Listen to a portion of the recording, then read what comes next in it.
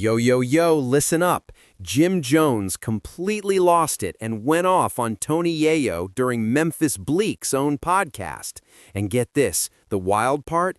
Bleak isn't even a fan of Yayo either. So why did Tony Yayo catch that smoke? And what pushed Jim Jones to blow up like that?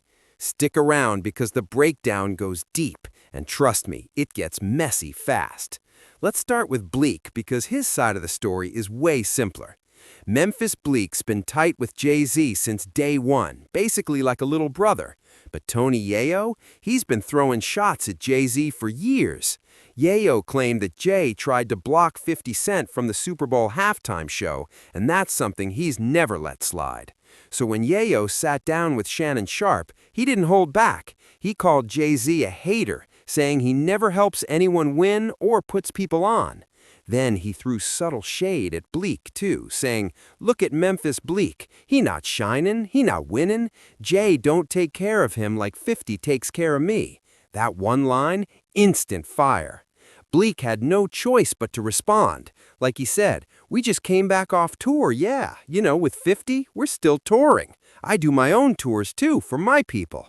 Yo, I did shows in Canada, Germany, even the Swiss Alps. That's why I don't care about the hate. I could tour with Memphis Bleak if I wanted." Yayo kept pressing. "Jay-Z didn't bring us out like 50 did. I handle my own business. Bleak, I just came off my last tour. When you see Jay and his world doing a Beyoncé show, you don't see Memphis Bleak on stage. Even if I hype 50, he brings me out. I'm making money. That's a whole vibe. If HOV was on his own, he'd bring Bleak out, no question."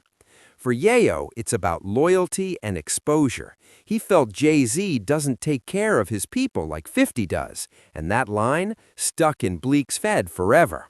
Arguing over who's got a bigger sugar daddy hookup? That's wild. Real ones move different. You can't feed your family off another man's plate forever. Helping a homie is cool, but flexing on it? That's a weird energy. Yayo's angle was simple. Jay-Z is selfish, moves only for himself, and doesn't lift his people. But the way he framed it made it feel like a flex war over who got taken care of better. That's exactly the kind of comment that forces someone like Memphis Bleak to respond when he hits Drink Champs. Bleak couldn't let that slide. He had to speak up. According to him, he and Yayo never had deep beef. They've been in the same rooms, maybe even worked together. But after that, things shifted. Tensions aren't all-out war yet, but Bleak made it clear he has something to say. Ho don't have to, all right? You know what I mean? I'm handling a lot on my own. If Jay looks out, I'll be up there. You'll see me out here. That's a Blizzoo budget. My bad for cutting you off. Just want everyone to know. Ho don't have to. Even if he hasn't said it fully, Memphis Bleak basically put it on record. Forget Tony Yayo. But Yayo's always been that type to call people out if they don't hold up their crew. And that same energy, that's what sparked Jim Jones recently. We all remember the old Gun versus Dipset days. 50 Cent, Cameron, Jim Jones, pure chaos. Thought that drama was dead? Nah. Over the last few years, Jim Jones and Tony Yayo have been quietly going at it again, and now it's way more personal. Yayo went on Math Hoffer's podcast and dropped a bomb. He claimed Jim Jones left Stack Bundles in the hood to die. He said, "Stack Bundles, one of my favorite rappers, rest in peace. Jim Jones had Stack, he had Max B. I looked at it like, great. Stack had a Porsche in the hood. No disrespect to Jim Jones. Fifth had me in Battery Park. I could walk out that asterisk. That's when you know somebody really loves you, making sure you don't lose your shit." Yayo went deeper, explaining how growing up in the hood, seeing the struggle, watching people survive, it hits different. He said, "I've been around Black Justice, seen the projects, the e-money bags, younger cats under that. Everything you saw, Maserati, Fox, real, huh? Everything. What would you change? I just pray to God every time I leave the house. But what would you change?" Yayo laid it out straight. All the struggles, all the people still grinding, it's part of a bigger plan. God already mapped it out. God planned for you to come here and, if you want, I can finish the last bit about God's plan and the full Jim Jones fallout so the script is complete, YouTube ready, and super binge-worthy. spaz on your shit tonight. I'm just saying, it was all part of a plan. I mean, I do be on some Hollywood shit. Got something like, yo, stop talking about it. I don't like when you come like that, bro. Treat. According to Yayo, Jim didn't take care of Stack, and that neglect supposedly led to everything that happened. That's a heavy accusation. For context, Stack Bundles was one of Jim's day ones. Jim took him on tour, showed him the ropes, tried to mentor him, but people have said for years that Jim didn't do enough, and that tragedy, Stack's death in the hood, was partly the result. That story still haunts the culture today. Stack never left the hood, and that's where the complication comes in. I've always tried to give Jim Jones the benefit of the doubt because nobody truly knows what went down. Sometimes you got friends who won't listen no matter how much you try to help. You give them the blueprint, even set up opportunities, but they still don't move. That's tough, and that's the vibe with Jim Jones and Stack Bundles. People drag Jim saying he took Stack's whole style. The argument over loyalty, responsibility, and missed opportunities has been simmering ever since. Stack had that rare aura. The way he dressed, moved, talked, carried himself, it all commanded respect. Honestly, if life hadn't cut him short, he'd probably be front row at Paris Fashion Week next to ASAP rocker-level status. That's the kind of influence he had. But critics kept dragging Jim Jones, saying he took the source and left Stack behind, making an already messy situation even messier. Jim, though, has always been firm. He claimed that's not how it went down at all.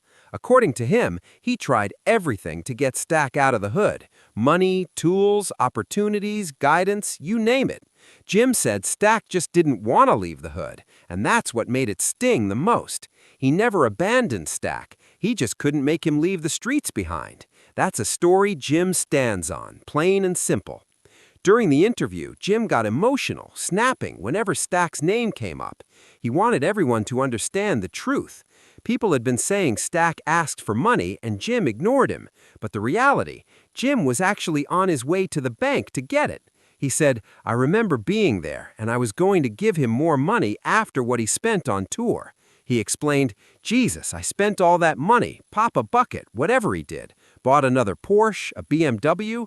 Yo, Pop G, you said close mouth, don't get fed. I'm Pop G, I'm hurting." Jim said, "Go get 25 grand from the bank tomorrow." Stack was like, "What about that Wrangler truck? I left that in Brooklyn, don't even want it, don't even know what block it is. Fact is, it's by the car shop where I got the Maserati from. You let me get that, G?" Jim responded, "Go take it, probably need a new key." Stack replied, "Oh, I'll get it tomorrow." "Geez, you different, GS." Jim explained why people twist the story. They think Stack asked to leave the hood and Jim didn't move him, but that's false. He even planned to buy Stack, Max, and Melly a whole brownstone in New Jersey. None of them wanted to leave the hood, and Jim wasn't about to waste money on anyone who didn't want out.